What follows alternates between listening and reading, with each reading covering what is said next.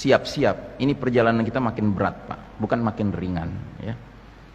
Nah, namun demikian ada satu hal yang lebih mengkhawatirkan lagi. Saya minta waktu sedikit ya.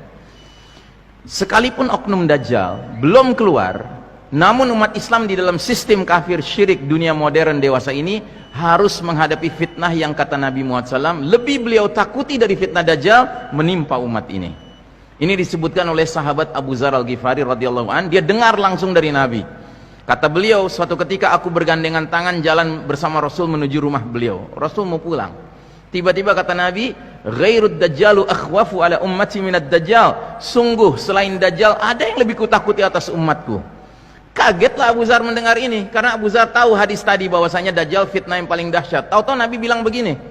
Sehingga langsung Abu Dzar bertanya, "Ya Rasulullah, apa itu fitnah yang lebih engkau takuti menimpa umatmu selain Dajjal?" Kata Nabi, "Al-a'immatu al-mudillin," para imam yang menyesatkan. Para ulama kita membahas tentang al-a'immah al-mudillin ini, kesimpulan mereka ada dua maknanya.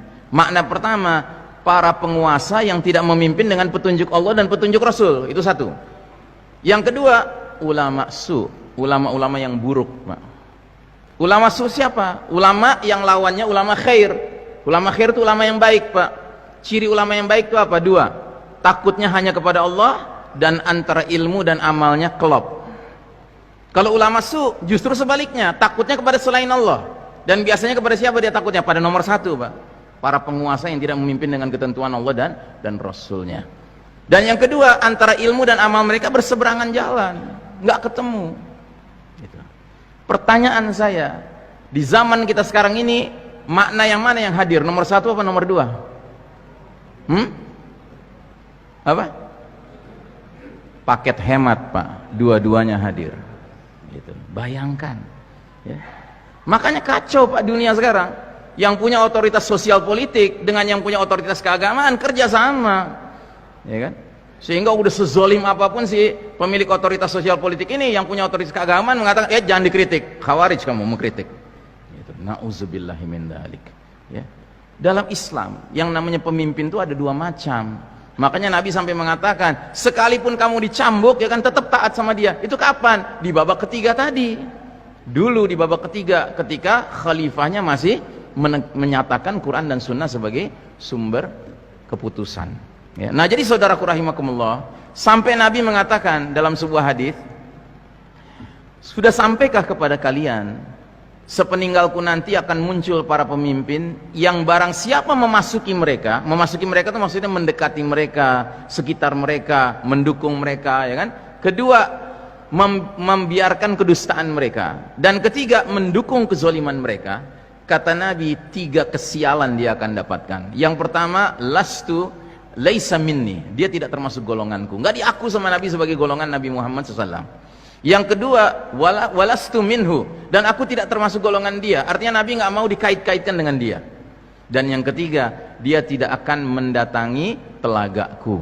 Telaga Nabi itu adalah al-haud. Di hari berbangkit nanti Nabi berdiri di samping sebuah telaga, isinya air jernih, air bersih. Dia akan bagikan kepada setiap muslim yang datang kepada dia ya. Terus kemudian nanti akan ada muslim-muslim, Nabi lihat, ciri-cirinya berwudu nih, dipanggil sama Nabi, ini umatku gitu kan. Kata malaikat, sana menjauh, nggak boleh mendekat sama Nabi. Kenapa? Karena kata malaikat, engkau tidak tahu apa yang mereka kerjakan setelah engkau wafat. Rupanya kerja mereka adalah apa? Mendukung pemimpin yang sepatutnya nggak didukung. Karenanya Nabi terus mengatakan, adapun barang siapa yang tidak memasuki mereka, jadi nggak deket-deket sama mereka, jaga jarak, terus tidak membantu kezaliman mereka, tidak membenarkan kedustaan mereka, tiga fadilah mereka akan dapatkan. Pertama, fahuwa minni, diaku sama Nabi sebagai golongan umat Muhammad SAW.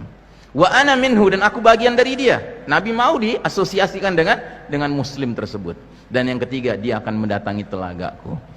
Nah jadi saudaraku rahimakumullah, fa'tabiru ya ulil absar, berfikirlah wahai saudara-saudaraku yang mempunyai akal, bahwa hakikat kepemimpinan bukan sekedar dia secara formal dia aku sebagai pemimpin, tidak, tapi dia memimpin dengan ketentuan Allah dan Rasulnya. Itu yang menjadi sebab kita mentaati dia.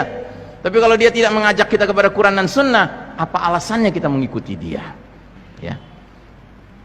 Tapi Ustadz, ada hadis mengatakan sekalipun budak kita harus taat sama dia. Tolong hadisnya dibaca lengkap, karena hadis itu harus didukung dengan hadis yang lain yang mengatakan sekalipun kalian dipimpin oleh budak yang hitam dari Habasyah, dari Ethiopia, yakudukum bi kitabillah, memimpin kalian dengan kitab Allah, isma'u wati'u, dengar dan taat pada dia. Ada catatannya Pak, itu budak tetap memimpin dengan ketentuan kitab Allah, ya. Ini nggak ada kitab apa yang dipegang gitu ya, itu ya kan. Ngapain kita nurut sama pihak yang hakikatnya ngajak kita ke Allah dan Rasulnya. Nah, jadi saudaraku rahimakumullah, era Mulkan Jabrian di mana sistem Dajjal, bentukan kaum kafir Yahudi Nasrani sedang menguasai dunia, didukung oleh para pemimpin yang menyesatkan ini, telah melahirkan peradaban penuh dosa sehingga memurtadkan banyak umat Islam.